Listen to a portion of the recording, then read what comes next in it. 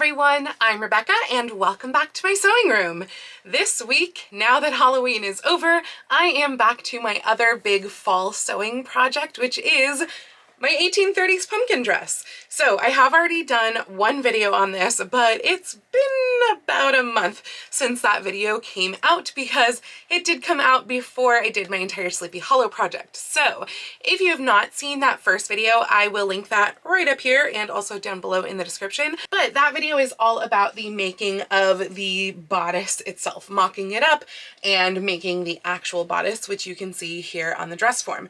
However, this bodice looks a little incomplete, doesn't it? Like, you know, no giant 1830s sleeves. So that is the first thing that I'm going to be working on this week, is figuring out the really big sleeves. So just in case you did miss that first video and don't want to go watch it yet, and you want a little bit better of an idea of what exactly I am making, it is this dress right here, except for me in my size. So we're not working on the pelerine yet. That will be next week's video probably. But we are going to be working on these lovely sleeves first. And as you can see, they are really very large. Like, they're almost the scale of the bodice. So I'm going to be attempting to like scale hers to my size and see if that works. And then once I finish the sleeves, I am also going to be working on the skirt this week. Now, both my sleeves and my skirt are going to be lined with cotton organdy, which hers are not because she doesn't need them on this small scale. But I really recommend whenever you're working on an 1830s project that anything you need that's like gonna be puffy or very full, this goes for other eras as well, like 1890s, I recommend lining them with cotton organdy. Cotton organdy is a really great fabric, and it is lightweight but really stiff at the same time, and it's cotton, so it's breathable. I tend to get my cotton organdy from Vogue Fabrics usually, so I will leave a link down below in the description. I did just order this stuff that I'm going to be using in this video from them like about, I want to say, a month and a half ago in anticipation of this project, so they did at least have it then. I know occasionally they do run out of stock, but they've got good prices and fast shipping, so definitely recommend them. Not sponsored, not affiliate link, nothing like that, but that is where I get my cotton organdy from. And then the pumpkin fabric is from Joann's. I don't remember if I mentioned that in my last video, but it was last year from Joann's. So without any further ado, let's go ahead and dive into making enormous 1830s sleeves. So I was a little bit curious looking at just how humongous the doll sleeve is compared to the doll bodice. I was a little bit curious, like, okay, what would that scale be for my scale? So I did the math, I did the algebra scaling up, and I did it off of my bodice piece right here. And I do have a sleeve pattern that is like super similar. This was from a plaid 1830s dress that I made, I don't know, back in 2016, something like that. And it's really close in shape to that one there. However, I measured this, and the last time, or at some point when I used this, I did extend this a little bit. So it's actually 4 inches wider than this like 36-inch measurement. So it's like 40 inches. But according to my math, the scale would be 47.94 inches. And honestly, I'm so tempted. Like, I know that this sleeve makes up really big, but my fabric, I think, oh, actually, I don't even remember, 47.94 inches might be wider than my fabric. So I think what I'll do is I will just make it as wide as my fabric, though actually this needs to go on the bias. So I have to figure out what will fit on my fabric and see, but I might kind of do as close to 48 inches as I can with it being on the bias, because you can see this is the bias over here. So I definitely want to do that. And actually, even this pattern is on the bias. You can see how I have the green lines going that way. And what that does is it gives you a nice fitted lower sleeve down here while making the big poof up there. So let's see what fits. So we did not make it quite to the scale of scaling up the pattern from Pemberley Threads, but this is 44.5 inches wide, whereas that was going to be 48 inches wide, and it is far too large to fit on my table. Look how enormous that is. It's ridiculous. I still have to cut this out in organdy as well, because this is going to be flat lined with organdy. That's what's going to give it the structure, but hopefully the rest of this mushroom cloud of a sleeve is going to work. The sleeves have been flat lined with cotton organdy, and then I did up the side seam and ran gathering stitches around the top of the armscye because that is what is on the doll dress, is gathering stitches. That said, this is actually pulled up, I think, just about as tightly as I can, and this is way bigger than my armscye, so I'm a little bit concerned, but I'm going to see if I can fit it in there anyway tomorrow after I first try on the bodice. Before I go and try it on though, I am going to do a little bit of finishing to the back center closure of the bodice so that I can put it on. So basically what we have here is on one side, this is the left side when you're looking at it, I have folded over 1.5 inches of the bodice. There should be, from when I tried the mock-up on, there was 1.5 inches past the center back line. And so I've just folded this over twice, little fold here and then a larger fold there. And this side is going to have the hooks sewn into the underside along here. And then this side though, there really isn't enough room on this side to avoid having a facing. So I've cut a facing. And basically what's going to happen here is I have cut the facing 2.5 inches wide, and I'll probably do a quick little serge top and bottom just so they don't fray as I'm kind of adding everything on.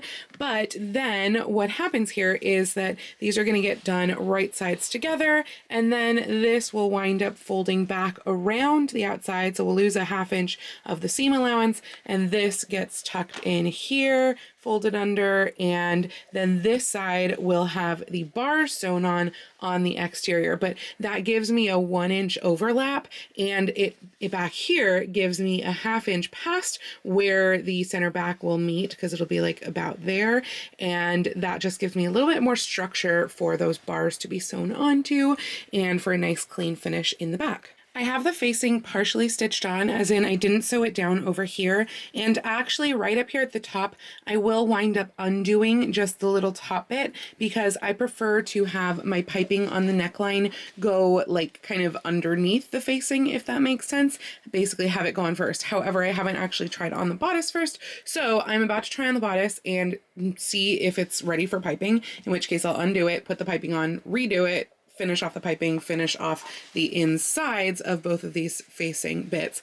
And to try it on, because this is a back closing dress right here, I have, this usually works, we'll see if it works, but I have pinned up basically 3/4, I don't know, 2/3 of the back. So I've laid it where it should overlap to, and I've left the waist free because if I do the waist, since that's the smallest section, I'm not going to be able to get it on over my bust. I'm hoping that this isn't too low to have pinned, but usually I can get on a back closing outfit as long as the waist is not done up. So keep your fingers crossed for me. Let's see how this goes. So as you can see, I have the bodice on right here. I'm also wearing my 3 petticoats with it, though I'm not 100% positive if this is the combo of petticoats that I want, but I think it's mostly just because they are not starched and they really should be, and they just feel kind of limp.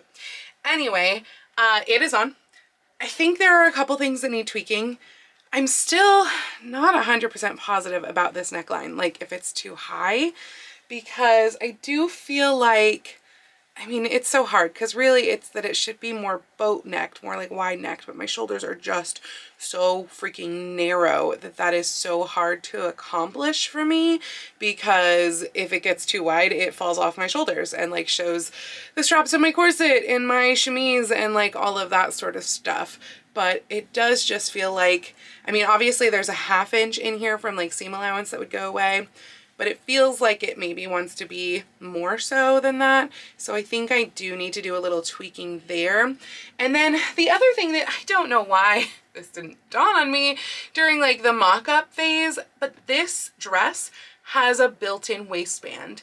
And I went online and I was looking at other examples of like extant cotton dresses from this era that were similar, and a lot of them have these built-in cotton waistbands, kind of like this one right here.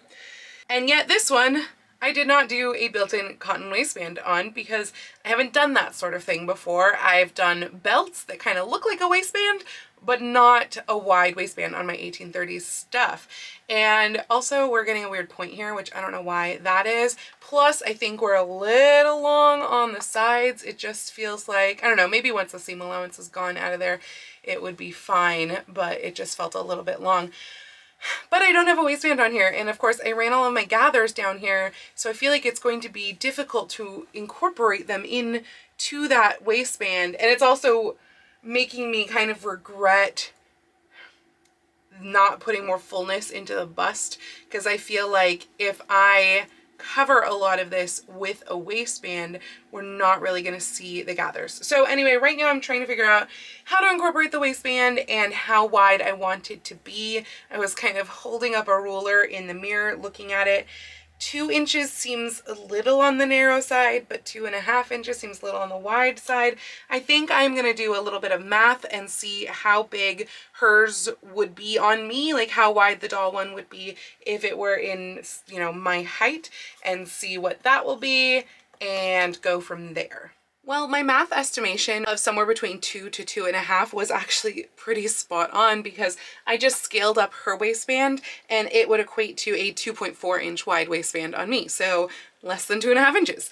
So yeah, I think that is what I'm going to go with for the width on that. I can always make it narrower, but I will cut a strip that is 3.4 inches wide, fold in the top edge, and kind of try and see if we can like kind of top stitch it into place is my thought, and or possibly stitch it right sides together and then flip it down so that we don't see the stitching. I think that might be the better option, and just try to distribute the gathers in the right way to get that. And then the bottom half inch will align with the bottom of the bodice here, and it will become the seam allowance that will go into the skirt.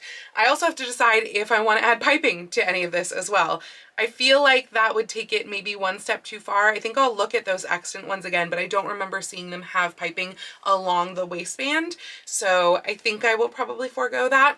And then over here, I did also pin down the edges to where I think I want them to be. So right about like here, I actually did fold down about 1 inch. So I will have stuff that I need to cut away. I think we're at about like 5/8 inch or 3/4 inch that's folded out here. So again, a little bit more than the seam allowance. And the front is also just about 1 inch. So I'm just going to kind of follow that curve and echo it on this side.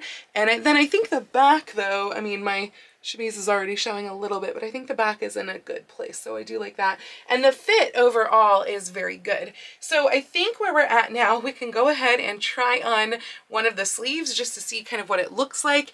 And the big thing with the sleeve is going to be, can I fit it into the armscye? Now the armscye will also get piping applied to it, because they did, I think, always basically pipe their armscyes, and likewise there will be piping at the bottom of the wrist, even though those are elements that are not on the doll outfit. But, ooh, I was worried that the organdy like wouldn't quite do it, and I'll probably still wear my sleeve plumpers that I already have. But the sleeve fit is super nice. Like, this feels so good. I mean, I followed a pattern I've already used, so it should. And then this is where I enlarged it, and I think we're in a good place there. So the real question is, can I get this to fit into my armscye? So I'm gonna go attempt that after I add piping around the armscye, and I will see what happens. So I've cut my strip for the waistband, serged the edges here, and then this top edge is folded in 1/2 inch. And I've gone and I've run a hand gathering stitch about 2 and whatever I said, like 2.5 inches up from the edge of the bodice. And that, once it's all nice and pulled up, should do a decent job of distributing the gathers up here so that this can then be attached. I'm still a little bit torn on, like, it would be so much easier to top stitch this. So that's really tempting, because otherwise I have to find the exact right line and like lay it down that way and stitch it.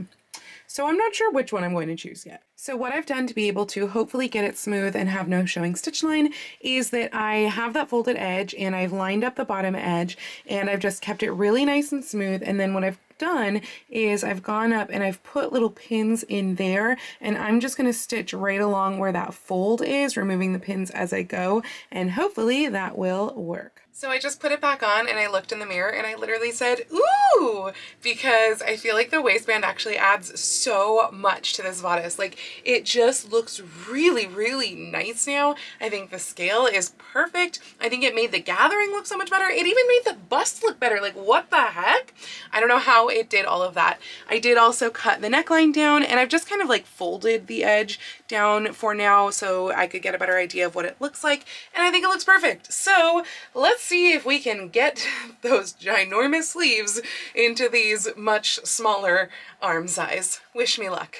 Oh my gosh, you guys, these seams are so thick. Look at this gathering. It is so thick. But the good news is that it actually fit.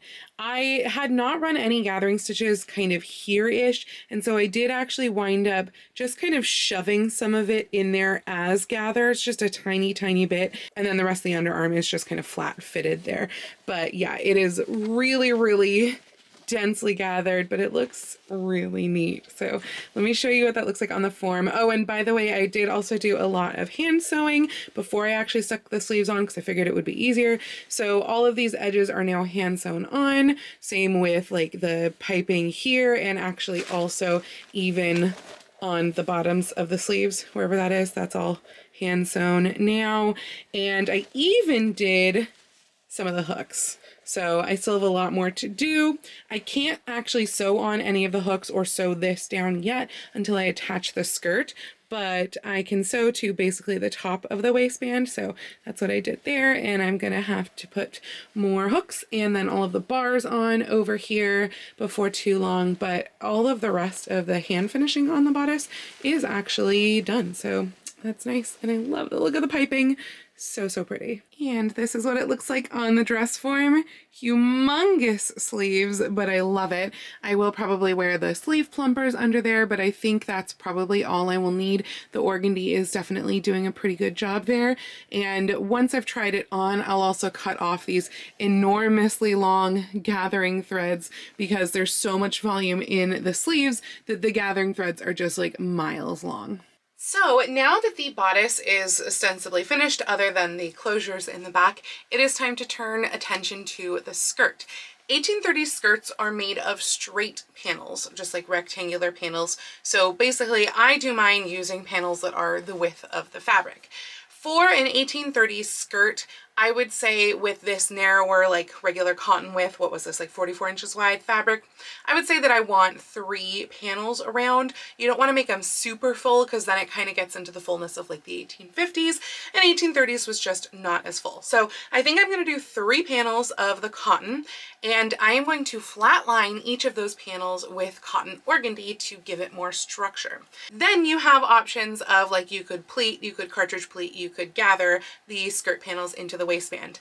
I'm going to attempt to gather them because that is what is going on the doll. That said, there is the possibility that it may be too much fabric to be gathered down into too small of an area, but I do want to try gathering it first. If that fails, I will do cartridge pleats. I don't think it should really be an issue, but I guess we'll see. Now, as far as the length of 1830 skirts, they are not super, super long. And in fact, in a lot of fashion plates, you see skirts that are kind of like just above the ankle, frankly. I lengthened my ruffled petticoat at one point, so above the ankle is not really an option for me anymore unless I want to shorten that petticoat, which I don't. So I'm going to do mine ankle length because that's how long the petticoat is. Basically, I'm going to make my skirt about like ½ an inch or so longer than my petticoat length. So it's going to hit probably just about at the bottom part of my ankle. But yeah, so I'm going to go ahead and just measure out fabric. Luckily, I still have quite a lot of this left, though I'm also realizing that this is a piece. Hopefully that's not going to mess with anything because I didn't remember that I had it in like 3 pieces because I already had one smaller piece that was left over from last year, and I didn't remember that this was in 2 pieces. But I am hoping that out of what's remaining, I can get not only this skirt, but also the pelerine, which is the capelet, which is a ruffled pelerine. And I'm also pretty positive that I'm going to need to make more piping to go on that as well, because although I thought I made enough piping to begin with, I am already running low on piping after having done everything on the bodice. And I didn't even do the waistband. Like, what the heck? 1830s really, really loves piping. Anyway, so yeah, I'm gonna go ahead and get all these panels cut out and assembled together. I am going to put pockets in this. I don't actually know if that's historically accurate, but like, why would you not? And the way that my pockets and everything will be laid out is basically, because I've got 3 panels, I'm gonna have the first panel here, or the first seams here, and then one seam in the center back, and these seams are what's gonna have the pockets in them. So yeah, I'm gonna go get to work. The skirt is flat-lined and assembled, and I've run the gathering stitches and pulled them up. I didn't have to worry about it being too much at all. Honestly, I probably could have stuck a whole other half panel in there and still been fine. I haven't hemmed it or anything. It's not even attached to the waistband. I am honestly like a little disappointed in, I think, the stiffness of the organdy. It's just not as stiff as what I'm used to. And so I feel like I am not getting the body at all. Now, granted, it'll look better once it's hemmed, but yeah, it's just not very full at all. And yes, I need to starch my petticoats too, but it just feels heavy instead of stiff, and an 1830s skirt should feel pretty stiff. So a little disappointed in that, but it's looking cute nonetheless. I have the skirt all pinned in place to the bodice. Instead of doing a placket, because these skirts are really quite wide, I actually have just turned in a little edge on here, which is the overlapping edge, and then turned in a little edge on here, the underlapping side. And on this side, I'm just leaving it flat for about 1 inch before the gathers start. Wow, it looks like a little face.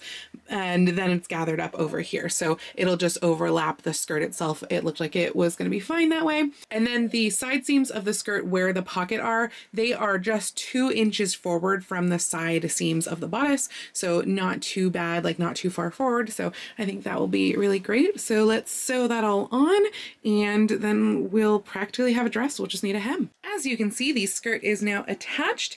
I've even got the hem pinned up, and also all of the hooks and eyes and everything are on the back. Basically everything on this entire dress is finished except for sewing the hem in place. That said, I do feel like before I stitch it, I should probably try it on. So we're working with this in the mirror so you can see the hem. Please ignore my very messy floor, but the hem is just pinned. It's not pressed or anything right now. I do wear flats with 1830s, so I'm just barefoot, and the front looks just about perfect. The sides are decent until they get to about here, and from there to the back, it is getting too long. So I'm going to attempt to pin this up while I'm wearing it, just pin it a little bit shorter, probably about 1 inch by the time it gets to the center back here. Sorry, I know that this is the worst. You're really seeing like the mending that I have to do over here and not the mirror, but yeah, it's just a little too long. I'm a little worried about getting this off though, because as you might be able to tell from my very large biceps, I am actually wearing sleeve plumpers now. So I don't know how I'm gonna get this off. They were pinned into the bodice, but I definitely heard little pops, like pins popping as I put this on, and I have like part of the hooks done in the back. I'm not gonna be able to show you that, but yeah, I don't know if I'm gonna be able to get this off, but it looks really good otherwise. Like, look how good that looks. Really wonderful. So let's get this hem done. So I actually wound up bringing it 1.5 inches up in the back. It might still be a little long. It's definitely longer than the front, but because I'm wearing this over unstarched petticoats right now, I just want that leeway of it not being too short. So I think this is going to be good. I'm going to press it and hand sew that hem.